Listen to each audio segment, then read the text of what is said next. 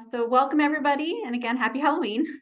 My name is Jen Engstrom, and I'm the State Director for CalPIRG. And I want to welcome you to PIRG's legislative briefing on state actions to protect consumers in the marketplace. Again, I'm the State Director of CalPIRG, the California Public Interest Research Group, and we're coming together today with our partners at CoPIRG, which is the PIRG state group in Colorado, to highlight recent actions taken in our respective states to stand up for consumers. If you aren't familiar with the PIRGs, we're an organization that stands up for the public and protects consumers from the ever-changing threats to our health, safety, and well-being in the marketplace. We've been doing this work for 50 years, and over that time, the increasingly online and global marketplace has expanded consumer options. However, predatory practices and hidden dangers continue to threaten our safety and financial security. So today we're going to highlight a few recent actions in California and in Colorado that are good for consumers and we believe serve as model bills for other states to implement across the country. We're going to hear today from California State Senator Bill Dodd on efforts to rein in junk fees. Then California State Senator Josh Becker on work to protect consumer data and privacy. Then we'll hear from Colorado State Representative Javier Mabry on a new Colorado law to stop online lenders from skirting state interest rate laws. And finally, State Representative Naquita Ricks of Colorado on tackling predatory towing. So first up, we're going to talk about junk fees. Now, consumers deserve to know what they are paying for up front. It's just that simple. But too many companies are blindsiding us with hidden fees, touting one price on a homepage and then tacking on multiple fees at the final payment screen, which makes it nearly impossible for consumers to actually do comparison shopping, and often leads us to spend more than we would have otherwise if we had complete pricing information. So Senate Bill 478 in California is changing that, requiring transparency of all mandatory charges and giving consumers the information needed for a fair marketplace. So I want to introduce the bill author, Senator Dodd, who represents California's 3rd District, who talk more about that bill. And first of all, so thank you so much, Senator Dodd, for your leadership on this just really common sense issue and being a champ for consumers. So I'll let you take it away. Well, Jen, thank you very much. And good morning to everybody. I'd like to begin by thanking PIRG for having me here today to speak to you all about the important work happening here in California surrounding consumer protections. Again, I'm State Senator Bill Dodd. By reference, I represent the North Bay area, which is my district's comprised of a lot of Sonoma County, Napa County, Solano, Yolo, and a little bit of Contra Costa and Sacramento counties. Though this year I authored Senate Bill, as you heard, 478, in partnership with our Attorney General, Rob Bonta, and my colleague, Senator Nancy Skinner, was also a principal co-author, to root out hidden fees or junk fees, problem all too many of us are familiar with. From the unavoidable resort fee at your hotel to the outrageous fees that are added to concert tickets just before you go to check out, these fees hide the true price of a good or service and manipulate customers into overspending. These fees that you could never opt out of yet are not disclosed until the very last second of the buying process after you've wasted time and energy and run out of alternative options. These fees are the fees that you can, hidden fees have been found, hidden fees have been found to cost American consumers billions of dollars each year, which is why President Biden has called upon Congress and states to take action on deceptive pricing. You may have seen his press releases this morning. He and the governors of the state of California too is supporting that. Obviously, we in California, for many of our families, these enormous fees are just an inconvenience. They're the difference between able to get through the month or not. And unfortunately, these fees are also popping up in more and more sectors of our economy. And while honest businesses do not want to deceive customers, they certainly are at a competitive disadvantage when other business is advertising a price that does not include all the mandatory fees. Hidden fees discourage competition and ultimately lead to higher prices without any corresponding benefit to consumers. This new law will establish a level playing field to benefit consumers. They'll make sure that business and consumers alike are having transparent price advertising across the board. 478 makes it clear that it's unlawful in the state of California to advertise a price for a good or service that does not include all required charges other than taxes and fees imposed by the government on the transaction and reasonable shipping charges to send goods to the consumer. It directly combats the deceptive bait and switch practice in which businesses advertise an artificially low price to attract a customer before springing additional unavoidable charges later in the buying process. The guiding principle behind this new law is quite simple. The final purchase price for a good or service shouldn't be a mystery for California consumers. The price they should see should be the price they see should be the price that they pay. And thanks. I'm happy to answer any questions if there are any, but I really appreciate the opportunity to present SB 478 to you today. Thank you so much. And yeah, if folks have a question, Senator Dodd does need to leave after this, so won't be able to be on for the later Q&A. So if you've got a question now, feel free to throw it in the Q&A feature. And we can make sure to ask that question out loud. So I'll give folks a moment to do that if there are any questions.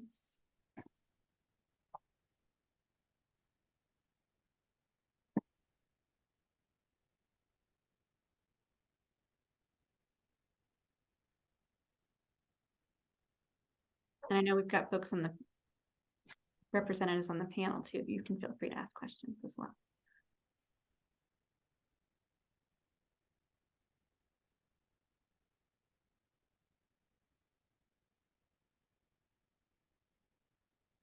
I guess I'll just ask, if there are states out there who are thinking of doing this, Senator Dodd, is there any tip you would have? I mean, kind of one thing or two things you'd recommend if they're running a bill like this to, some key information to have or key group to outreach to, or, just any tip on what can make this a successful policy win in another state?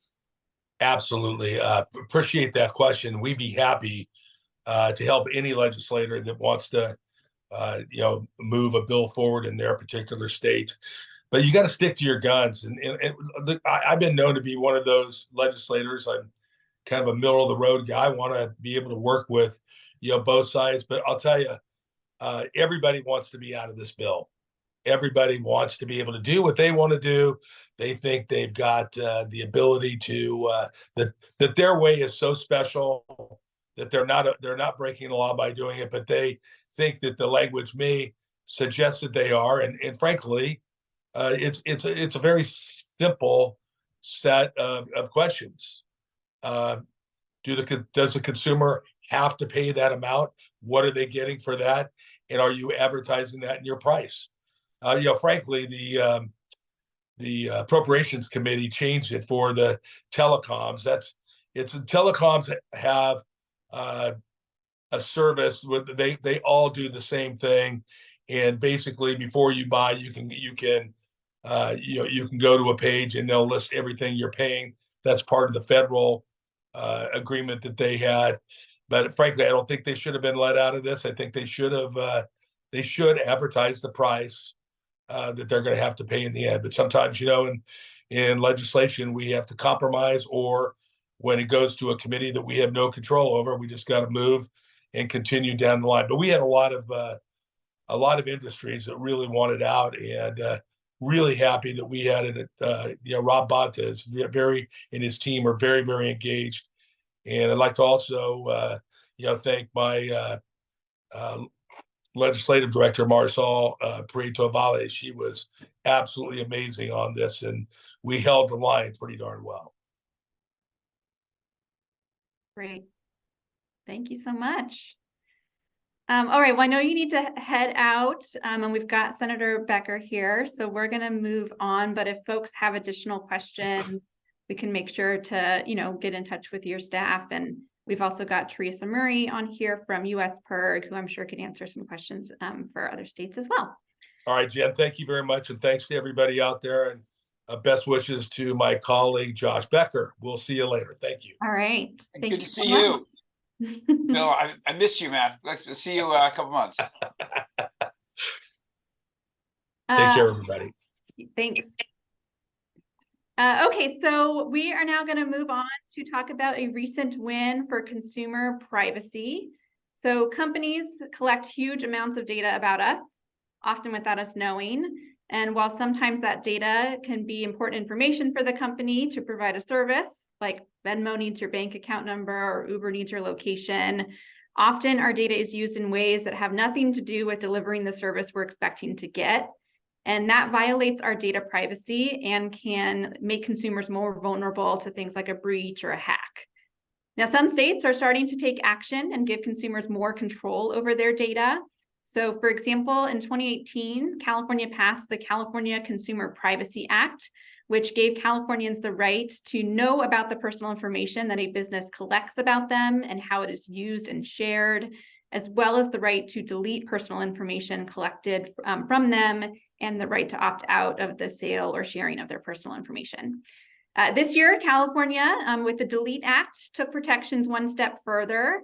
So while in our state, we've had the right to get our information deleted, that often involved visiting hundreds of websites to make individual requests of the more than 500 data brokers in the state of California.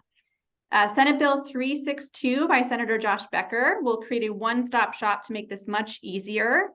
So Senator Becker, who represents California's 13th district, is here today to share more.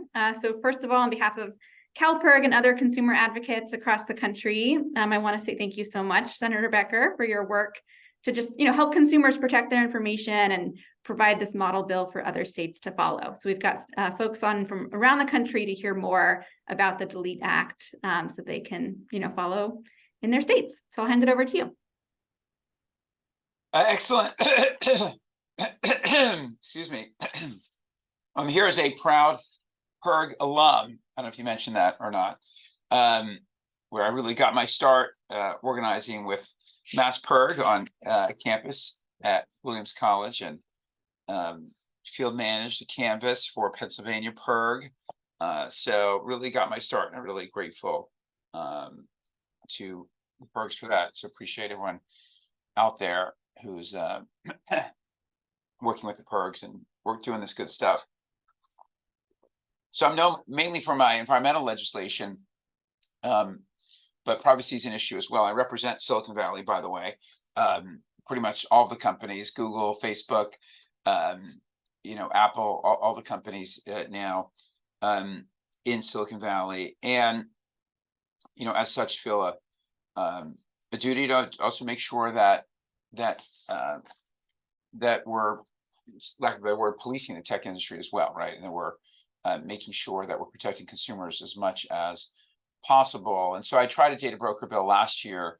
As you mentioned, these are by definition third parties who don't have a direct relationship with the consumer and collect thousands of pieces of information on all of us. And that information is out there for sale. As you mentioned, also could be hacked. And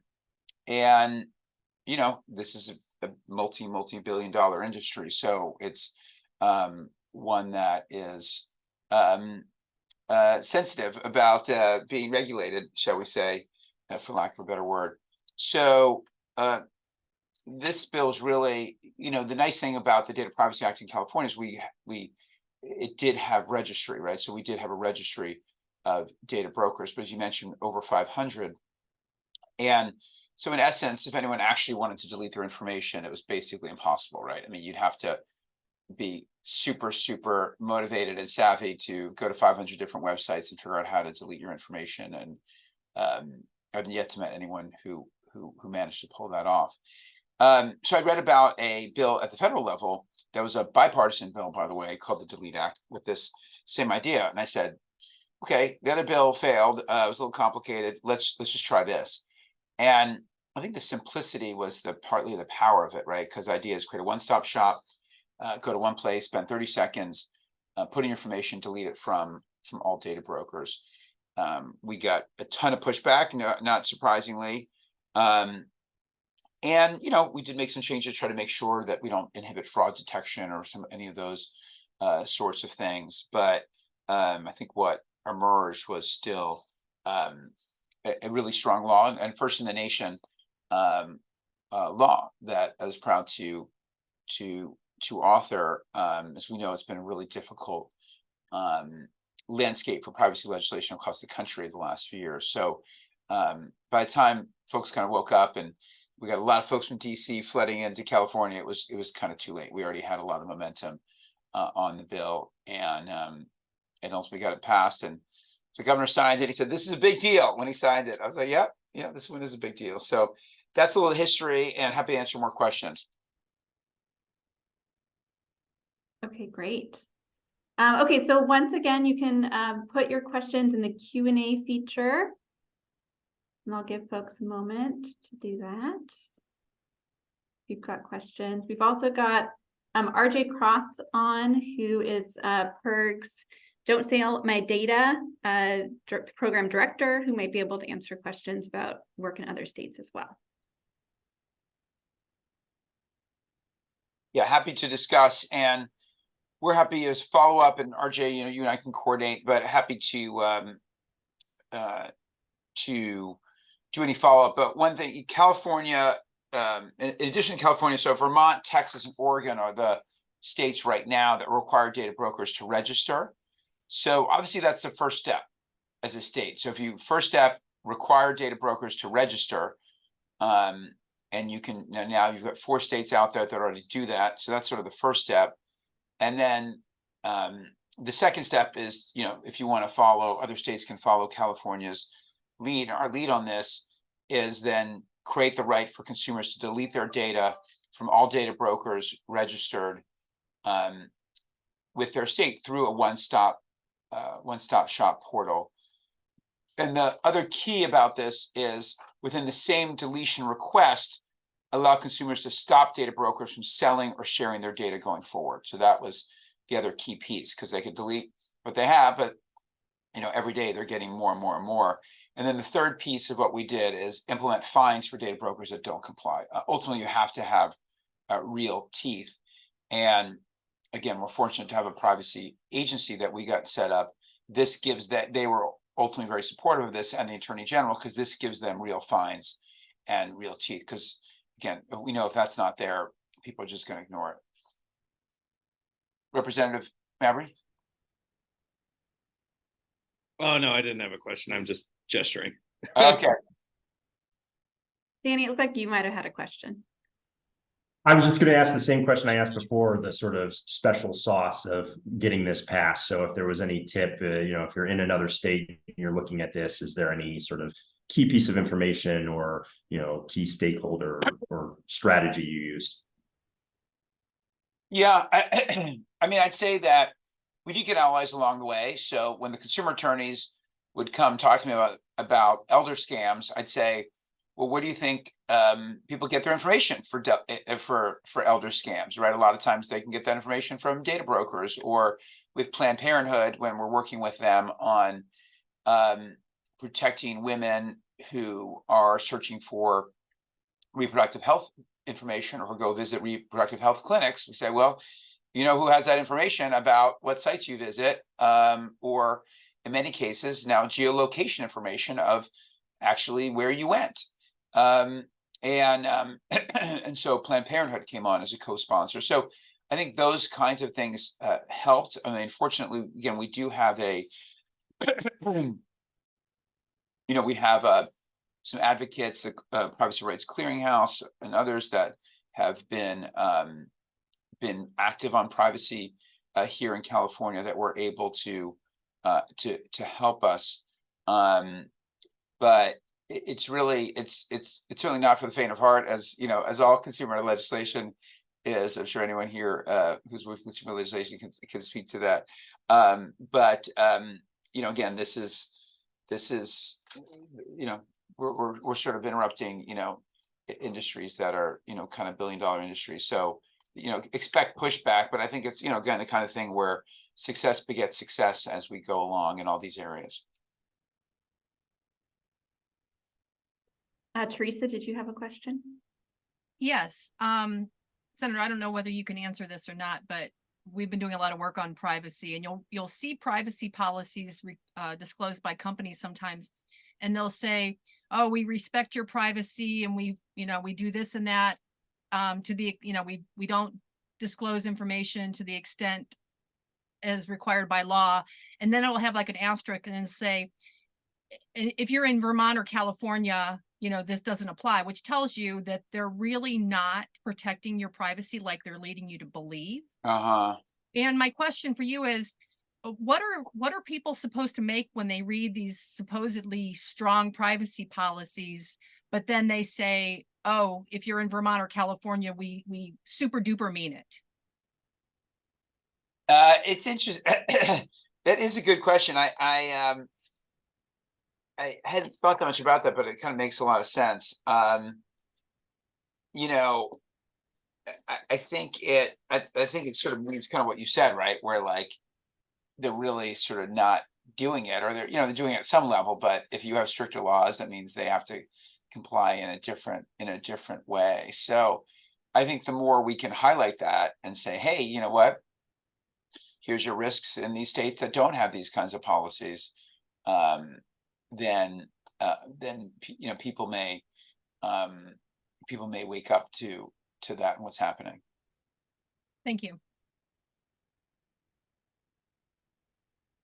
All right, and any questions from attendees who can again do in the Q&A? If you're struggling with that, I think you can also write it in the chat.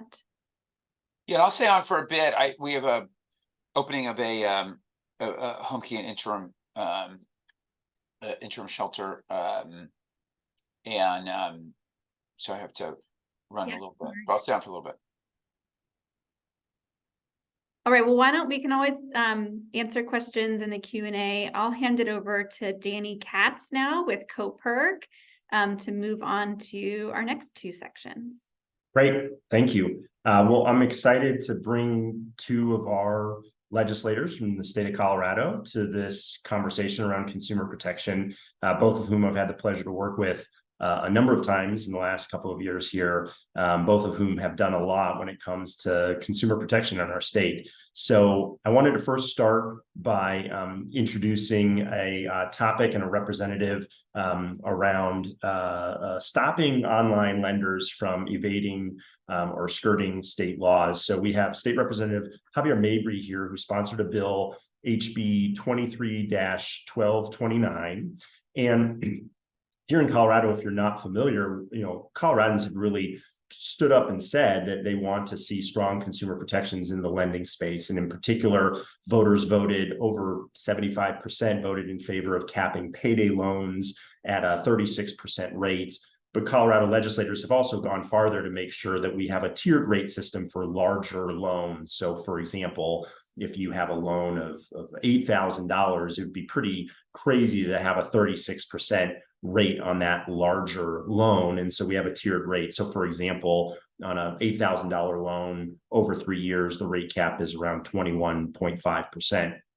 That's still a lot of money to pay that loan back. You're going to be paying $10,900 over the course of that loan. But if it had been 36%, if it had been a higher rate, then that jumps to $13,200. So we're talking about thousands of dollars of savings for consumers. However, there is a system in our country where, if you're an online lender, you can partner with a state bank somewhere else and use that interest rate in that other state. There's an opportunity to opt out of that, and one state has, Iowa, but now I'm proud to say that Colorado will be the second state, thanks to legislative sponsors like Representative Javier Mabry. So Representative Mabry, let me turn it over to you, and if you wouldn't mind just talking a little bit about why this bill was important to you and what to expect here in Colorado. Great, Danny. Thank you all so much for attending this morning. Interesting to learn about the great work being done in other states. as well. I am Javier Mabry. I represent Southwest Denver in the State House. My district is a working class district, one of the two lowest per capita income districts in the city of Denver. There are 9 House districts in Denver. And for my day job, I am a housing attorney.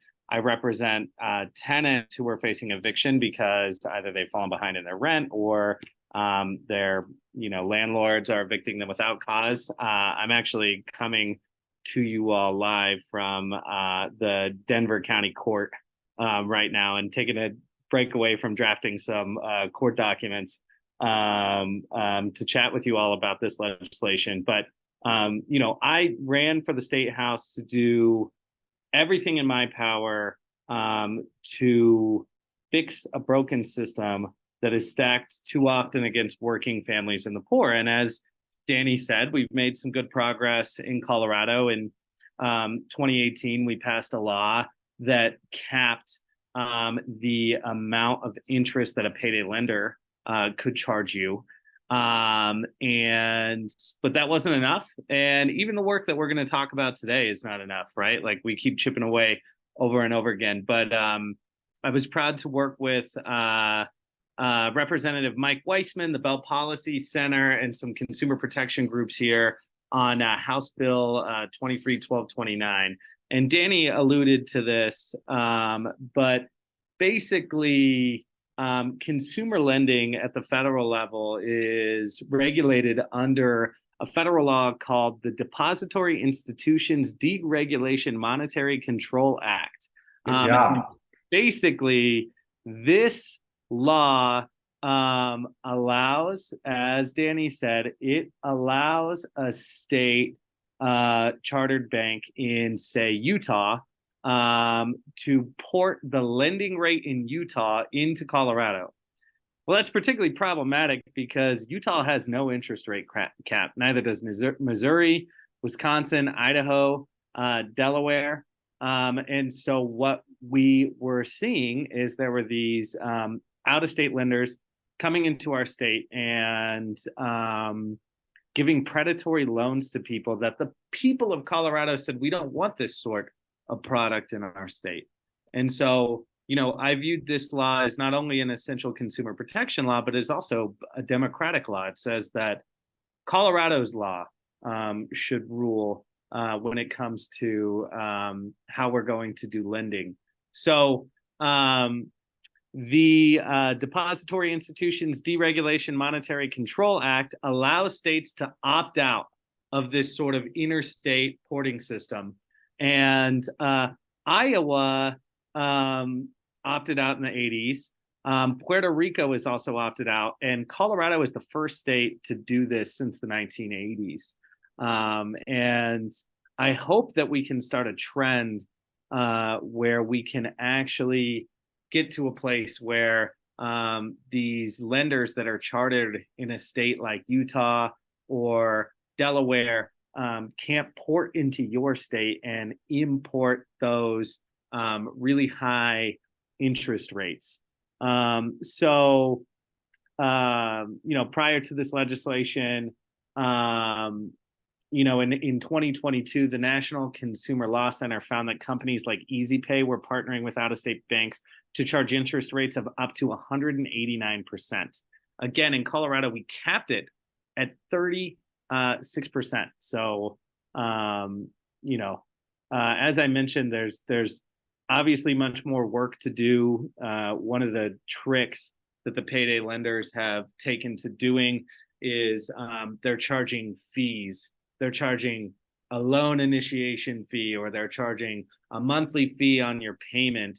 And another thing that House Bill 1229 did was sort of put caps on these fees that the payday lenders were charging.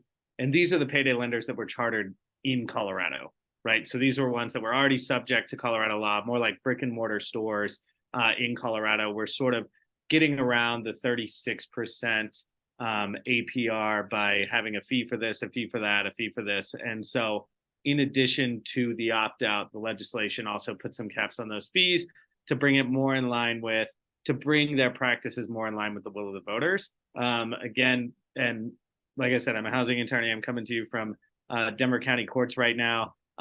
Landlords are playing this game too. Senator Becker, I'm sure you hear about this all the time in California, right? Like, this is how they're getting around rent control in Berkeley and in Oakland, right? Like, now all of a sudden there's like a trash fee or a utility fee that landlords are charging. Same thing in this space. And so we got to keep playing whack-a-mole. But yeah, happy to take any questions, and hope that others are inspired to pick up this work elsewhere. That's great. Thank you so much. And thanks for your leadership on this. Obviously, every state needs somebody to step up, or a couple people to step up on these bills to sponsor them. So appreciate that. If there are questions, feel free to put them in the Q&A. I guess one thing to highlight, it's so funny to me that, Iowa acted in the 80s, but since then, no one has really acted. And we've gotten that question before. It's like, well, there's got to be a catch, that like, why wouldn't any state have done this? And I think for me, it's part of it is there just wasn't as many examples probably in the 80s, 90s until we started to see the online lending. I think the online lending really makes it easier to partner with a bank in another state and offer a product. But I guess, is there a catch here, Representative Mabry? I mean, how it was pretty short bill. Like, it's just as simple as we described. State of Colorado is opting out of this federal law, correct? Yeah. I mean, like I said, the catch here is that we got to keep playing whack-a-mole. And Danny and I have talked about this. We expect to have to play some defense this year. I think some of the orgs this was a bill that kind of came late in session. There were a lot of really big, more controversial bills that the Chamber of Commerce business lobby latched on earlier on in session, and a lot of moving parts were happening as we were moving this through. So I think we kind of snuck under the radar, and it's going to be interesting to see how people react. But yeah, I mean, there's no catch, right? This is Colorado law applies when it comes to these sort of consumer lending practices, and I think that should be the same elsewhere. I mean, especially like we have this great chart, and I'm sure Danny has shared it out, but we have this great chart that shows the interest rates in other states, and like California, I mean, y'all are kicking our ass. Like, it's 25% there. So like we have work to do to get closer to that number, but by engaging in this opt-out, consumers there would be better protected. Right. And I see a question did come in. We have a representative from Iowa, so glad to hear somebody's here from a state that already has this kind of protection in place. The question is around reining in payday lending, and that's a whole different topic that we can talk about in terms of, state by state. There's different states that have done what Colorado has done. Other states haven't really capped payday loans, and those are loans of $500 or less that can come with triple interest APRs. So they can really have a huge impact. I think one of the reasons in Colorado voters voted to approve a 36% cap is there was very compelling evidence to demonstrate people were getting into a cycle of debt. So I think for payday lending, a small $500 loan where you're going to have to pay it off in a couple of months, and the company has access to your checking account, so they're going to get their money back no matter what, means you're oftentimes going to have to take out a second loan or a third loan or a fourth loan. That's what the data showed.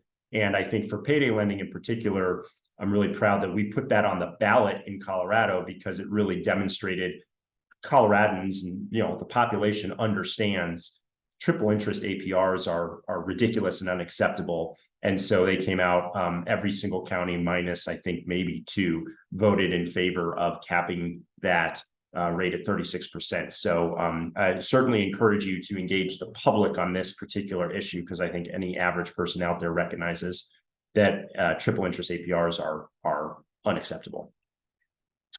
Let me go ahead and move into our next speaker here. So we also wanted to talk about towing reform. And so we have another Colorado legislator here who ran a bill, not this year, but last year, on towing reform.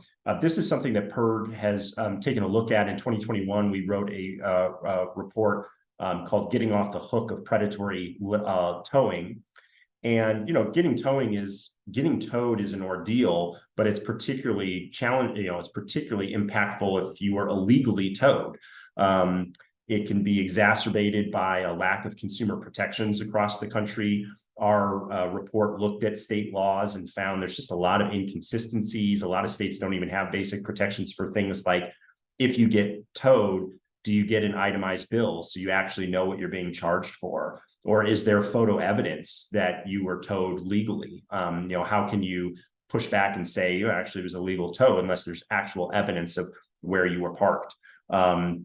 Limits on fees too. When once you're towed, you're at the, you're beholden to the company. So are there some limits to the kinds of fees that they can charge you? And is there some basic notification to you as well? So these are all questions we asked. We saw just across the board, different states had different laws. Many states had nothing. And so consumers really had little in the way of protections. So I was excited. We were excited to support HB 221314 in the state of Colorado, which was sponsored by Representative Ricks. And we wanted her to come on today. There's a lot of pieces to the bill, so I imagine we're not going to be able to talk about every little component, but I was hoping Representative Ricks, you'd be able to give us a sense of what this bill was and why you brought it. And thank you so much. Good morning, everyone, and thank you for being here. Thanks, Danny, for inviting me. House Bill 221314 was a bill that struck so many courts here in Colorado. Towing has been an issue over the past 40 or 50 years. It seems like there has not been any overhaul to our towing legislation. And basically, the towing industry just ran everything. The bill sought to bring a level playing field between the consumers and the tow truck industry. And primarily after looking at the report from CoPERC, we started to look at Colorado to see where the gaps were as far as where consumer protection was needed. And one of the biggest, I'm going to highlight a few pieces, but one of the biggest pieces was the possessory lien aspect. That is where the tow company had the right to tow your car. And if you were unable to pay within 30 days, they had the right to sell it at auction. And you can imagine how much trauma that caused to our community for those people who all of a sudden lost their car. They're living paycheck to paycheck. They can't go to work anymore. They couldn't take their kids to doctor visits. We had so many testimonies that were very, very traumatic and painful. And we knew that we had to do something about that. In the case of possessory lien, we took away the right of the tow company to do that. They had to then work out with a vehicle owner, work it out so that they're able to get their car back and pay like $60 and then do a promise to pay over, a certain amount of time instead of just taking their car if they could not pay. So that way people were able to continue on with their life. We also added the fact that you needed to take a photo of, the infraction. It's like people might have a tire over the white line in a parking lot, and that was the reason why people were being towed. In fact, it was so predatory that for apartment buildings, and about 2.4 million people in Colorado live in these common interest communities, apartments, HOAs. And so they had agreements with the management companies of the apartment buildings, and it seems like they were just driving around looking for somebody to pull their cars. People talked about how in the middle of the night they had to get up to make sure that the tow truck companies were not towing their car. And so it became a big problem. I myself had gotten towed during COVID. My car, I have two cars. One car was parked and the plates were expired, and it looked like the tow truck companies, I got towed for that, and was like not a car I was driving. But it was just very, very predatory in nature. And we were excited to be able to put some things in place to protect Coloradoans.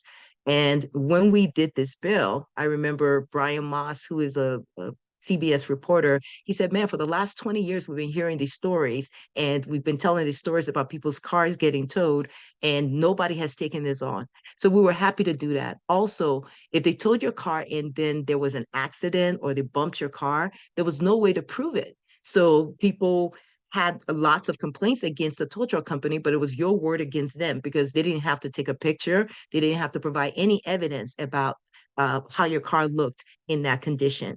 And so we also were able to give our Public Utility Commission more authority in the bill. That was key because they could not take away licenses from a tow truck company that was acting rogue or, violating the laws and consumer protections of Coloradoans. So this gave them the ability to fine and also to take away licenses. And yet we just recently went through the hearings for this bill, and we were able to work a lot of things out, but it seems like the tow truck companies are so used to being rogue, they're still trying to violate. And so we might need to do additional legislation around this. But towing is a huge deal here in Colorado, and we were happy to at least put in some processes and some protections to help Coloradoans. That's great. And we really appreciate it. I mean, a number of the things we pointed out in our report, you covered in this bill, including, as you mentioned, the photo evidence. I mean, if you feel like, no, I did not park illegally, being able to see the evidence of why your car was towed and to be able to demonstrate if there was some damage so you could get reimbursed. Those seem key. You mentioned one thing, Rep. Ricks, that I think is important to key in on. I mean, oftentimes bills need to have some sort of accountability. And so you mentioned making sure that our Public Utilities Commission had the ability to hold towing companies accountable if they've been, violating the law. How important was that piece of this bill? Is extremely important because without any penalties for their illegal actions, they continue to perpetrate on the lives of Coloradoans, and people wanted to see them held accountable for for what they were doing to vehicle owners. That's great. And we have a chance for any other questions in the chat here if anyone has any other questions. But I guess, Rep. Ricks, I'll ask you one last question, which is just if somebody else wants to take on towing reform in their state. I mean, I know this bill in particular drew a lot of attention. There were a lot of different interest groups that came in and lobbied on it. Do you have a tip or two? If you're going to be running this, make sure you have, this information, or you've got this sort of stakeholder group built. What was particularly helpful for you other than just pure tenacity? Because I know one of your hearings went, I think, past midnight. Yes, it was really intense. But yeah, a couple of tips. I would say that we initially, when we started this bill, because it hurt so many and impacted so many working class people, we tied in with a lot of consumer protection agencies and organizations, nonprofits that do this work, 9 to 5, and all of these. We also did a database where we collected towing customers' stories about how they had been violated. And that really helped because we had a whole lineup of witnesses that could come to do testimony in committee. And you just really will need to be very tenacious and determined to get it done, because the tow truck companies told me at the time I was fairly new legislator. I'm in my 3rd year now. And they said, oh, just let us, we did in fact, I got to tell this story. The first year we decided to do this, which was 21, me and Representative Hooten, we talked about a towing task force, and the biggest towing company head in Colorado decided he would jump on the task force and be this was a consumer protection thing, and he thought he needed to be there and be the chair of the task force. And then they told us, they said, oh, you guys just leave this to us. They even took out some negative, they did a article in the paper that was talking that we didn't know what we were doing. I mean, it was just, it can get ugly. So basically you just have to stand your ground and know that you're on the right side fighting for consumers. So. That's great. And one question in the chat, Rep. Ricks, is given there were so many things you could have pursued in this bill, did you have any sort of strategy, and what were the things you decided to include in the bill? Was there, sort of any tips on that? Yeah, I think the key things is, of course, photo evidence, ensuring that people have access to the cars. So like if your car was towed before and you needed your car seat or, a bag or tools, you could not get access. So we made sure to put that protection in. I think the crux of the bill and the lens that we took was consumer protection. How do we protect the vehicle owner in the event of a tow, and to make sure that there were penalties? So things like that, if your car is being towed and you come up and see the car being pulled up on the tow truck, you can run up to the car and say, release my car, and they have to release your car. Whereas in the past, they will wave bye to you, and then you have to find your way to the tow yard to get your car. So it was all very focused on consumer protections. And I think the more you can put in there, the better. That's great. Thanks. Jen, I know we're starting to run out of time. Do you want to kind of wrap up and just let folks know where they can find more information about all of this post webinar? Yes. Thank you all so much for joining. So we will be sending an email after this that has both the video recording of this, so you can go back and watch this again or show it to your colleagues, as well as a blog post that will link to the specific bills that were talked about. That's probably your best resource, is to be able to look at these bills that have passed. We'll also make sure that you have contact information from us here at PIRG. So we also have on, as I mentioned, RJ Cross with US PIRG, as well as Teresa Murray, who are some of our national program staff that work in the consumer protection area. So if you've got specific questions, they are happy to talk to you if you're interested in working to get bills introduced and want some, advice on the policies that you're drafting. So we'll make sure to send all of that information out. And I don't know, RJ and Teresa, if you want to throw your emails in the chat too, so folks have that. And then I think we could take another question or two if folks have them for some of our staff that are on as well.